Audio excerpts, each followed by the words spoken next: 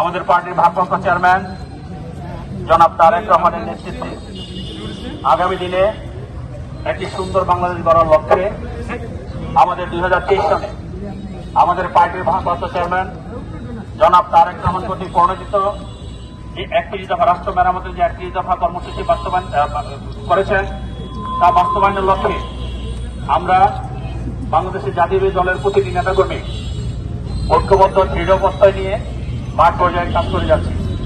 আপনারা দেখেছেন গতকালকে আমরা এই 47 নম্বর ওয়ার্ডে কাজ করেছি। আজকে দক্ষিণখানে আমরা সকাল 11টা থেকে কাজ করা শুরু করেছি।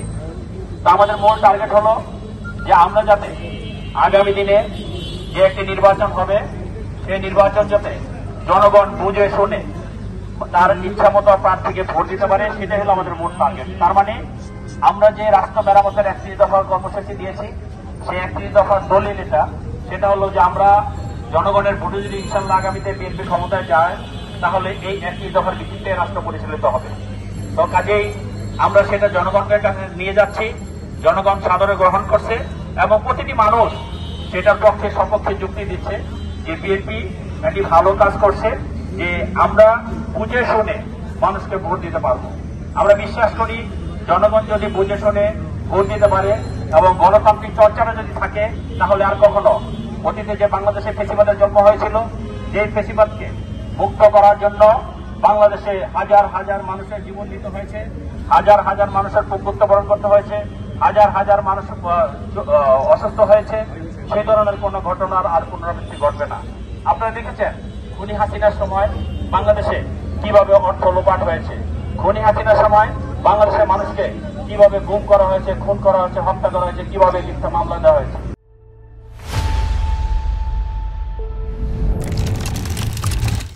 আমরা এই প্রতিটি ঘটনার সুষ্ঠু বিচার আমরা চাই।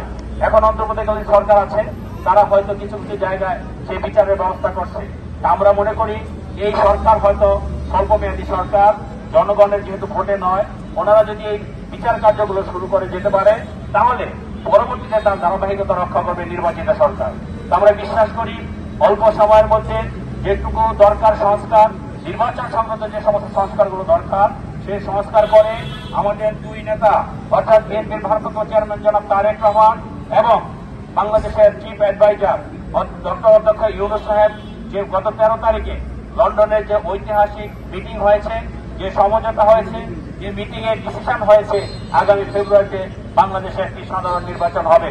আমরা বিশ্বাস করি এই নির্বাচনের মাধ্যমে মানুষ তাদের হারানো গণতন্ত্রকে ফেরত পাবে, এই নির্বাচনের মাধ্যমে বাংলাদেশ ফেসিবাদ মুক্ত হবে, এই নির্বাচনের মাধ্যমে বাংলাদেশ দুর্নীতি মুক্ত হবে, এই নির্বাচনের মাধ্যমে বাংলাদেশের অতীতে যে কলঙ্ক যুক্ত ছিল সেই কলঙ্ক মুক্ত হবে এবং সেই ধারাবাহিকতায় আমাদের পার্টির ভারপ্রাপ্ত চেয়ারম্যান 2008 সন থেকে এই খুনি হাসিনা যখন অন্যায়ভাবে অবৈধ নির্বাচনের মাধ্যমে ক্ষমতায় আসে তারপর থেকে আমরা এই আন্দোলন সংগ্রাম করে যাচ্ছি। সেই আন্দোলনে আমাদের অনেক নেতাকর্মী গুম হয়েছে, খুন হয়েছে, শহীদ হয়েছে, মামলা শিকার হয়েছে, আমাদের 60 লক্ষ নেতাকর্মী মামলা শিকার হয়েছে। আমরা এদেশের অর্থ পাচার করে বাংলাদেশকে আবার তলাবিহীন জুড়িতে পরিণত করেছে। আমরা বিশ্বাস করি একটি গণতান্ত্রিক সরকার, একটি জনগণের ভোটে নির্বাচিত সরকার আসবে, তখন ইনশাআল্লাহ এই সমস্ত অপকর্মের বিচার বাংলাদেশের মাটিতে হবে ইনশাআল্লাহ।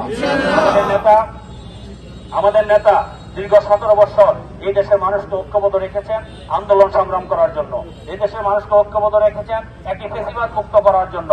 সেই জুলাই আগস্টে তার প্রমাণ হয়েছে।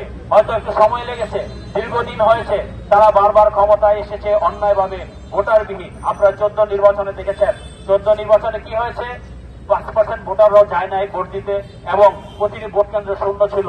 তখন কিন্তু বাংলাদেশে অনেকগুলো ভোট কেন্দ্র সাধারণ মানুষরা জ্বালিয়ে দিয়েছিল যাতে ভোট হতে না পারে।